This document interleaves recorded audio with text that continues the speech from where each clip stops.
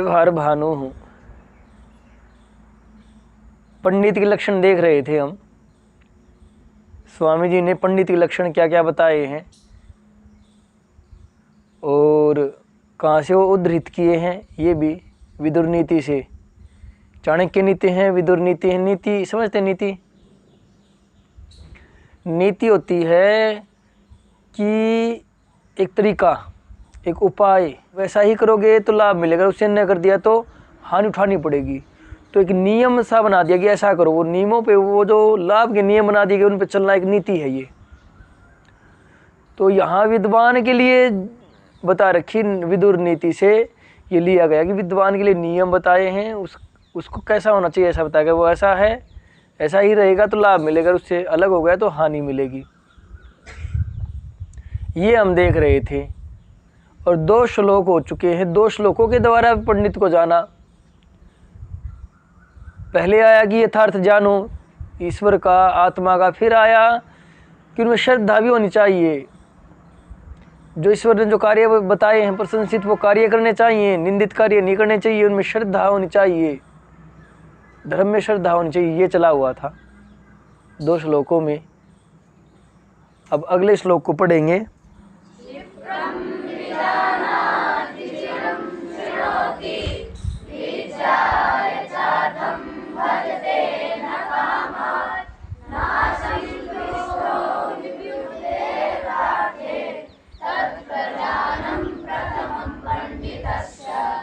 श्लोक संख्या 3 थी ये। पंडित के बारे में बताया गया कि क्षिप्रम, क्षिप्रम की इसको कहते हैं, क्या अर्थ होता है क्षिप्रम का? शीघ्र, शीघ्रता से, जल्दी से। विजानाति जान लेवे, शीघ्रता से जान लेवे। आज एक और देखा जा रहा है कि देखो, कोई भी पढ़ाने लग जाता है स्कूलों में। देखना कोई भी आजकल पढ़ाने का उद्देश्य धन हो गया, धन। आज इसलिए पढ़ाते हैं कि धन मिल जाएगा, आजीविका चल जाएगी, इसलिए पढ़ाते हैं। इसलिए नहीं पढ़ाते कि उनको अध्यापक होना है, उनको विद्वान बनना और विद्वान बनाने हैं। ये उद्देश्य ना रह करके और क्या हो गया है, धन कमाने का, धनोपार्जन का। यहाँ तक कि विद्यालय भी नए नए हर दिन खोले जा रहे हैं, वो इसलिए कि उनसे धन कमाया जाए, उनसे बहुत बड़ा। ये नहीं इसलिए नहीं कि वो विद्वान दे, समाज को ऐसे ऐसे बच्चे दें जो कल को बड़े होकर के समाज का उपकार करे, समाज के लाभ के, अपना भी लाभ करे, दूसरों को लाभ करे। ये कहीं नहीं है। वहाँ केवल उपदेशों में ही लाभ के कार्य होते हैं। पढ़ाने वाले कुछ योग्यता होनी चाहिए। योग्यता बता रहे क्या? अब देखो, जो वेद आदि शास्त्र और दूसरे कहे अभिप्राय को, अब क्षिप्रम विजानाति, शीघ्र ही जान ले। किसको शीघ्र जान ले? तो वो भी बता दिया है। स्वामी जी कह रहे जो वेद आदि शास्त्र और दूसरे कहे अभिप्राय को। एक तो वेद आदि शास्त्रों को, वेद और आदि, एक तो वेद और वेद के अनुकूल जो शास्त्र हैं उनको जान ले वे, और दूसरा कोई व्यक्ति है उसके भी अभिप्राय को जान ले वे। मार्केटिंग के लिए आते हैं, कुछ सामान बेचने के लिए, सामान बेचने आएंगे और वस्तु का लाभ बताएंगे कि वस्तु का ये लाभ है, किसी वस्तु का लाभ बताएंगे। उस वस्तु का वो लाभ है नहीं है वो एक अलग बात है, हो सकता है वो जो लाभ बता रहा है वो हो ही नहीं। अब जिसको वस्तु बेच रहा है ये उसको देखना है कि उसका अभिप्राय, अगर वो उसका अभिप्राय उस व्यक्ति का ये होगा कि उसको अच्छी वस्तु बेचनी है तो लाभ बता रहा है वो ठीक होगा, और उस व्यक्ति का ये है कि उसको बेच करके पैसे कमाना इसलिए लाभ बता रहा है, तो ये देखना पड़ेगा सुनने वाले को उसका अभिप्राय वस्तु को बेचना है, दूसरे के लाभ के लिए बेच रहा है या पैसे कमाने के लिए बेच रहा है। अगर उसका अभिप्राय अपने पैसे कमाने के लिए, तो जैसा वस्तु के गुण धर्म बता रहा हो सकता है वैसी वस्तु हो ही नहीं। वो तो वस्तु को इसलिए बता रहा है कि उसको पैसा कमाना है, इसलिए वो उसके बारे में अच्छा ही कहेगा, गलत भी होगा उसके बारे में कहेगा नहीं, अगर उसको पैसा ही कमाना है। तो ये जिसको बता रहा है उसके ऊपर है कि उसको उसका अभिप्राय जानना है, उसको उसका बेचने वाले का अभिप्राय जानना है। ऐसे ही विद्वान हो, पंडित हो, वो भी तो ऐसा होना चाहिए कि अभिप्राय क्या। जैसे मान लो हम यहाँ पर हैं, आप अलग अलग कोई बात लेकर के आए हैं और आपका कह कुछ रहे मुख से और अभिप्राय कुछ हो रहा है। आपकी यही मान लो किसी से द्वेष हो गया, किसी ब्रह्मचारी से, और आप उसके बारे में ऐसी बात कहने लग जाएंगे, आप ऐसी बातें कहेंगे कि उससे उसकी पिटाई हो जाए, ऐसी शिकायतें करेंगे, दगर द्वेष हो, छोटी छोटी बातों को उसकी शिकायत लगाएंगे। आप मौखिक तौर पे तो ये कहोगे उसने गलत किया, हो सकता है उसने किया नहीं किया, लेकिन आपका अभिप्राय ये होगा कहने का कि इस तरीके से कह रहे हैं कि उसकी पिटाई की जाए। कह कुछ रहे हैं, आपका कह रहे हैं उसकी गलती बताने का, अभिप्राय उसको पिटवाने का। तो जो कहना होगा वो इस तरीके से कहोगे कि वो उसकी पिटाई हो जाए, तो वो आपका हो गया अभिप्राय। आप कहने का तरीका क्या है, उससे आपका अभिप्राय पता चलेगा। अब जो विद्वान है, जो पंडित है इतने, तो उनको उसका देखना पड़ेगा कि ये जो है, ये बच्चा जो शिकायत लेगा, अभिप्राय क्या, कह कुछ रहा है, अभिप्राय कुछ और है। यह अभिप्राय समझना बड़ा जरूरी है। तो दो बातें आई, किसको जान लेवे पंडित, क्या योग्यता होनी चाहिए। एक तो वेद आदि सत्य शास्त्रों को, उनका ज्ञान, उनमें जो भी बात आई है उसको शीघ्रता से पकड़ लेगी। इस बात का अर्थ क्या, वेद को पकड़ेगा तो ये अर्थ बनेगा ईश्वर ने क्या आज्ञा दी, उस आज्ञा को पहचानना, उसको परखना, कि समझ में आना उसका कि हाँ ईश्वर ने ये आज्ञा दी है। फिर इसके अनुकूल जो ग्रंथ हैं, उपनिषद हैं, हाँ दर्शन है, मनुस्मृति हैं, विदुर नीति हैं, चाणक्य नीति हैं, रामायण है, महाभारत हैं, ऐसे जो ग्रंथ है जो वेदानुकूल हैं, जिनमें ऐसा कुछ भी नहीं लिखा हुआ है जो वेद में लिखा हुआ उसका विरोध कर रहे हैं, उन शास्त्रों में वही लिखा हुआ है जो वेद में दिया गया है उसका समर्थन करते हैं, ऐसे जो उनको कहते हैं वेद आदि शास्त्र। वेद और उसके अनुकूल, वेदानुकूल उसको कहेंगे जो वेद कह रहा है उसका जो शास्त्र समर्थन करते हैं, और जो वेद जिसका विरोध करता है उसका वो विरोध करते हैं कि ऐसा नहीं करना चाहिए। तो ऐसा शास्त्रों में जब होता है तो वो शास्त्र क्या हो गए, वेदानुकूल हो गए। तो उनको कहते हैं वेद आदि शास्त्र। वेद और वो जो अनुकूल शास्त्र है तो इनको कहेंगे वेद आदि शास्त्र। ये जो वेद आदि शास्त्र, इसका ये अर्थ हो गया। अब वेद आदि शास्त्रों में जो दिया गया है उसको जो शीघ्रता से उसका अभिप्राय कि वेद और अन्य शास्त्र जो वेदानुकूल वो कहना क्या चाह रहे हैं, वैसा वैसा समझ लेवे, और जो अन्य व्यक्ति उनका भी अभिप्राय शीघ्रता से जान लेवे, तो वो कौन कहलाएगा, पंडित कहलाएगा। ऐसे व्यक्ति कौन कहलाएगा, पंडित कहलाएगा। एक बात फिर आई, दीर्घ काल पर्यंत वेद आदि शास्त्र और धार्मिक विद्वानों के वचनों को ध्यान दे के सुन, चिरम शृणोति, लंबे समय तक सुने। किसको सुने, पहले आया था शीघ्रता से जान ले, किसको जान ले, वेद आदि शास्त्रों को, और जो दूसरे अन्य व्यक्ति उनके अभिप्राय को शीघ्रता से। फिर चिरम होता लंबे समय तक, लंबे काल तक, तो इसमें आया दीर्घ काल पर्यंत। चिरम का अर्थ कर रहे स्वामी जी दीर्घ काल पर्यंत। वेद आदि शास्त्रों, किसको, यहाँ पे भी कह दिया वेद आदि शास्त्रों को, और धार्मिक विद्वानों के वचनों को। जो धार्मिक विद्वान हैं उनके वचनों को क्या करे, ध्यान देकर सुनकर, उनको ध्यान देकर के सुने, जिसमें धर्म के अनुसार जीवन जीना हो, धर्म ही जीवन में लाना हो, धर्म ही का ही आचरण करते हुए जीवन में कार्य किया जाए, ऐसा हम जब उपदेश करते हैं तो धार्मिक उपदेश है ये धार्मिक। और जो उसको करने में समर्थ है वो विद्वान हो गए उसमें, तो धार्मिक विद्वान हो गए। अब आपको एक धार्मिक उपदेश कर रहे हैं, धर्म का पालन का उपदेश कर रहे हैं, जो आपको, जिससे आपका लाभ होगा, और आपका ध्यान इधर उधर है, आपका ध्यान इधर उधर है, तो जो आपके लाभ के लिए जो बात बताई थी उससे लाभ ले लोगे। और विद्वान ही ऐसा हो जिसको शिक्षा देनी वो ही ऐसा हो जाए, तो वो कैसे लाभ ले लेगा, क्या लाभ दे देगा। आगे क्या कहा है, ठीक ठीक समझ, निरभिमानी शांत होकर। अब जो कहा गया उसको ठीक ठीक समझ लेवे। ठीक ठीक समझना, कई बार क्या होता है, देख जैसे मैं कहता हूँ, जैसे मैंने आपको कोई बात बताई, कि धार्मिक विद्वान आए तो उनकी बातें ध्यान से सुनना। अब ये जो बात मैं मेरे मुख से गई, आपके कानों में पड़ी, आप अलग अलग अलग जो हो अलग अलग ही अर्थ निकालोगे। आप इस बात को कुछ और तरीके से समझोगे, आप कुछ और तरीके से समझोगे, आप कुछ और तरीके से। जो सोर्स था वो बात का एक था, एक जगह से आई, लेकिन जो रिसीवर थी उसका जो ग्रहण हुआ वो कईयों के द्वारा हुआ। तो वो जो ग्रहण कर रहे हैं आप, कई जो मुख से निकले रहे, कई कानों से सुना जा रहा है, तो उसका अर्थ भी अभिप्राय अलग अलग तरीके से लोगे। पर करना क्या चाहिए, ये आपके ऊपर है कि आप कितने बुद्धिपूर्वक उसको ठीक ठीक समझ लेवे कि कहने का अभिप्राय क्या, उसका ठीक ठीक अर्थ है क्या।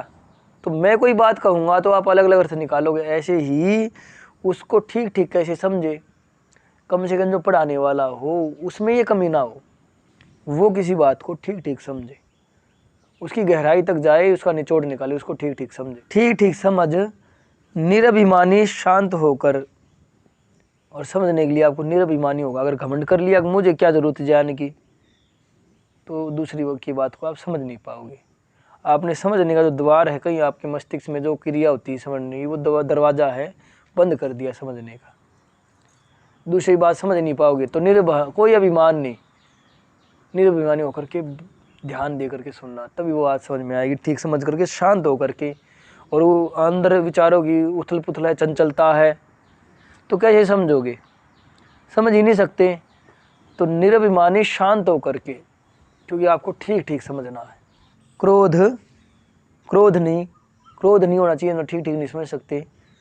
लोभ नहीं, क्रोध समझते हैं, क्रोध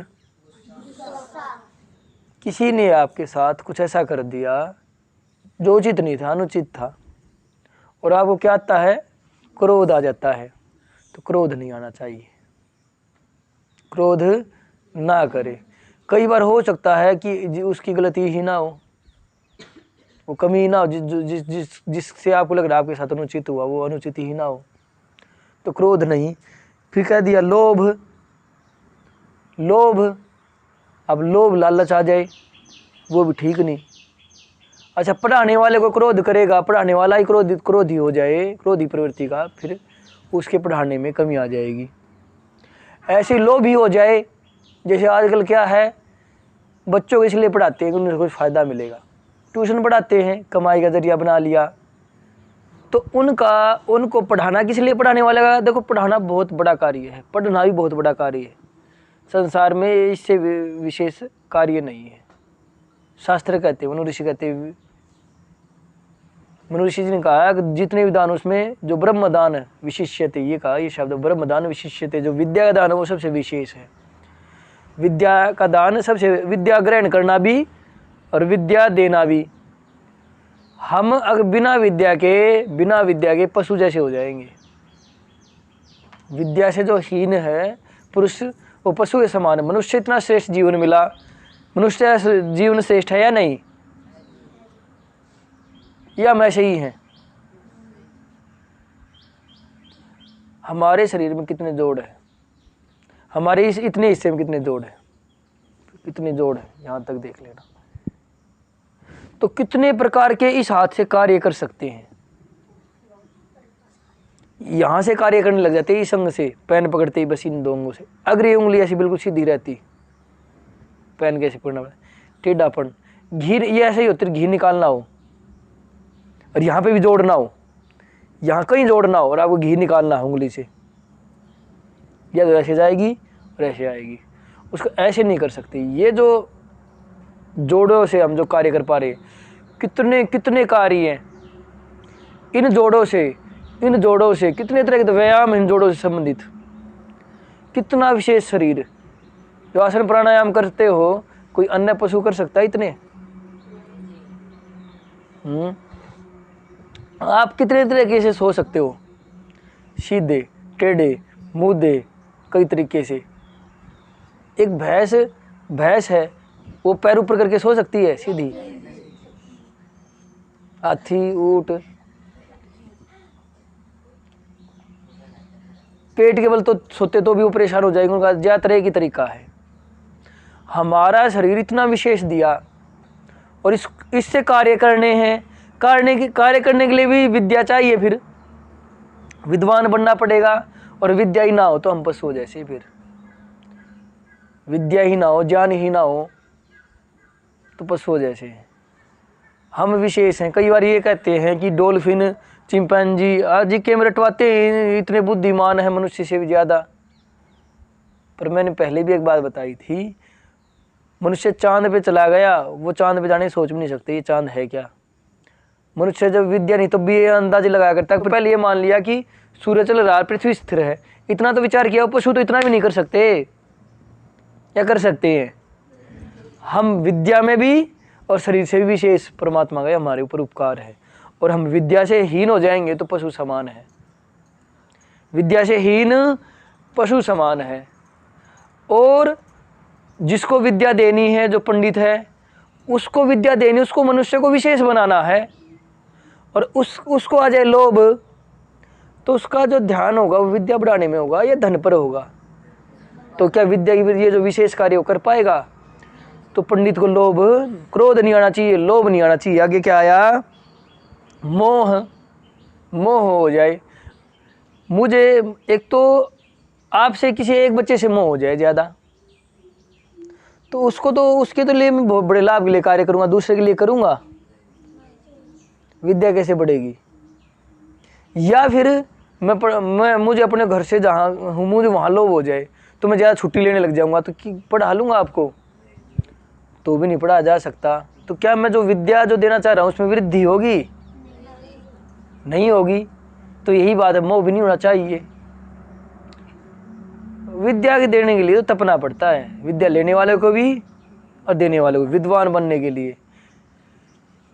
अगर कोई पढ़ने वाला है, पढ़ाने वाला पूरा जोर लगाए और पढ़ने वाला जोर ही ना लगाए, तो क्या विद्वान बन जाएगा? नहीं।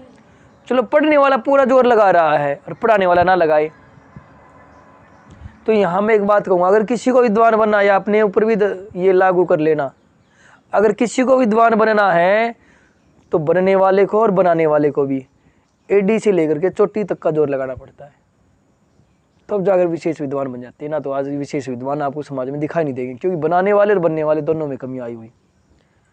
बनाने वाले को भी जोर लगाना पड़ेगा और बनने वाले को भी जोर लगाना पड़ेगा, तब जाकर के लाभ मिलेगा। और उनमें ये जो दोष बता रहे, ये दोष आ जाए, पढ़ाने वाले में दोष आ जाए, फिर जोर नहीं लग पाएगा। पढ़ाने में जोर ही नहीं लगा सकता, मोह उसमें आ गया, लोभ आ गया, क्रोधित हो गया, वो जोर नहीं लगा सकता, वो दम नहीं लगा सकता। आगे क्या कह दिया? भय में रहता है। कोई भय अंदर बैठा हुआ तो उसके मन में चलना चाहिए कुछ विद्या की बातें, और वो कोई भय में किसी भी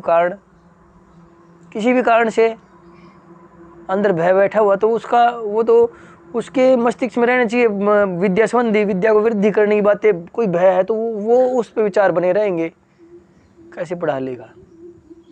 शोक जल्दी कर लेता है, कोई हादसा हो जाए, कोई बात हो जाए, उस पर दुख करके बैठ जाए मस्तिष्क में। फिर मैं वही बात कहूँगा, होनी चाहिए वो जो विद्या की बढ़ाने की हो, सबकी विद्या बढ़े। उसको कैसे विद्या बढ़ानी है, मन में विचार तो ऐसा होना चाहिए, क्या समस्या आई हुई है हर कोई, कैसे उनको एक दिशा दूँ।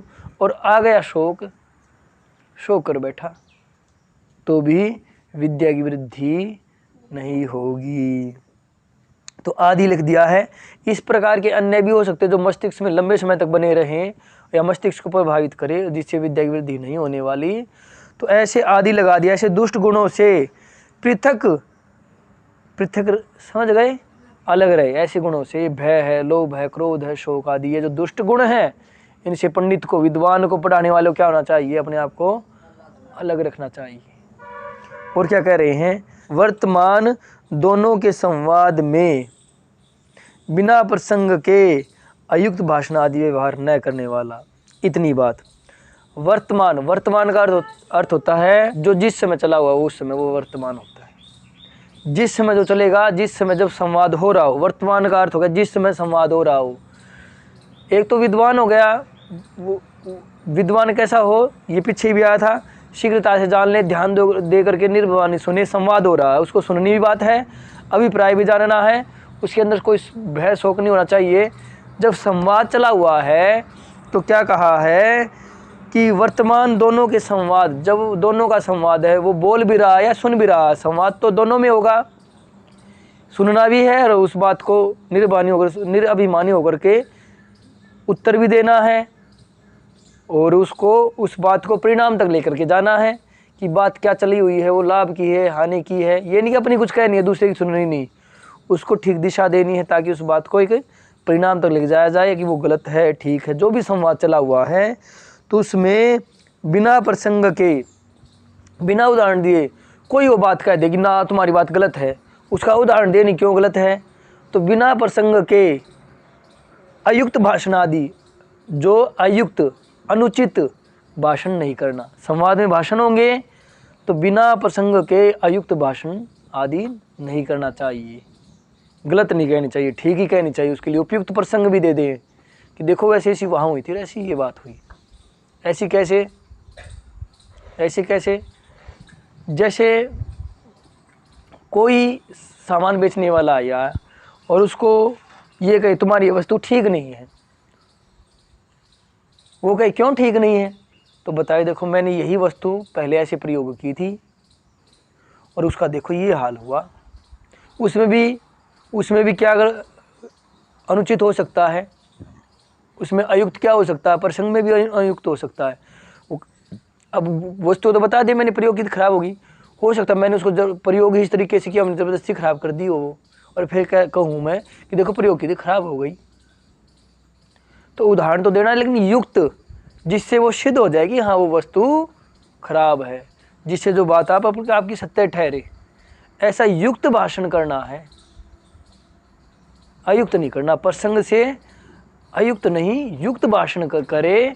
ऐसे जो बात करेगा, ऐसा जो ना करे, ये जो अयुक्त भाषण है बिना प्रसंग के जो ना करे वही मनुष्य है। यही पंडित की बुद्धिमता का प्रथम लक्षण है।